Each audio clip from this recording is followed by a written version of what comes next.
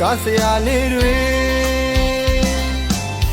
ပြောတယ်လို့မဟုတ်ရပါကံကြမ္မာရဲ့ဘဝသက်စရာရေးတဲ့တိုင်ကျွန်တော်တို့ကရတာမတူမတန်သဘောနဲ့တယူတန်ကြီးတော့မပြောနဲ့ပေါ်ပြအစင်မပြေတဲ့ချိန်ခမရတို့မမြင်လို့ပါတောတောင်အသွဲသွဲဖြတ်ကျော်ကခရင်နေခဲ့ရာအနေခံတူကားသမားဘဝအသက်နဲ့ရင်လို့ရှာစားကြရတာကျုံလို့အဲ့ဖြစ်တယ်လို့စားမို့လူအများကကဲ့ရဲ့လဲခံမယ်ခီးသွားရင်စင်ချောဖို့နဲ့ဂုံစီတွေစီစဉ်ဖို့ရဲ့ဝမ်းသာရေးအတွက်ကျွန်တော်ကားမောင်းစားတယ်